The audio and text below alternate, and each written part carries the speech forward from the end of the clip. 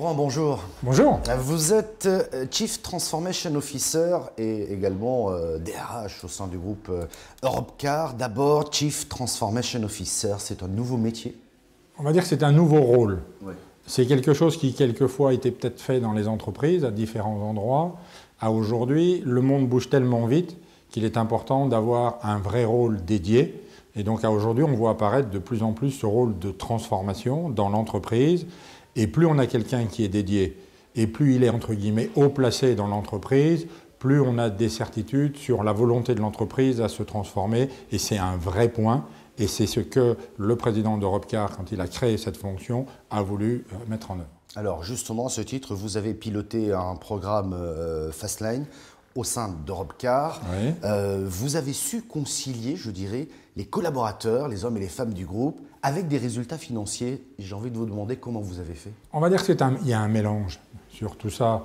Je pense qu'une grande connivence entre transformation RH et les équipes financières, de façon à travailler ensemble sur le fond et la forme, sur le contenu, la substance, sont des éléments clés.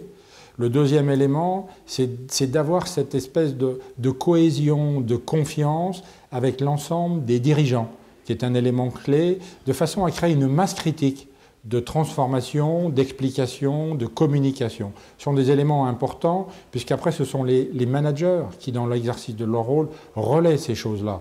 Et c'est un élément extrêmement important. Donc, plus l'exemple vient du haut, plus c'est facile à faire.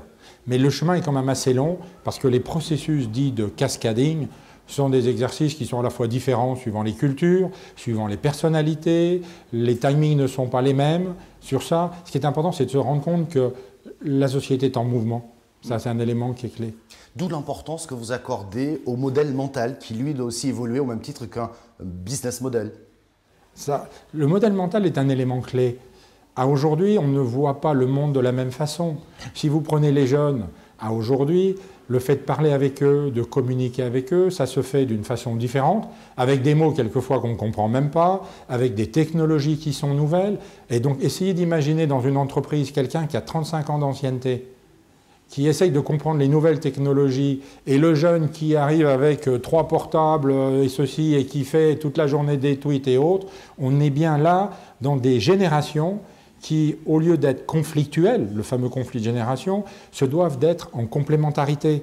C'est un exercice assez compliqué parce que ça nécessite à chacun de comprendre et d'écouter l'autre. D'où cette dimension humaine qui est nécessaire dans cette transformation. Ça veut dire que sans cette dimension humaine, sans ce changement de modèle mental, la transformation est impossible. On est d'accord là-dessus?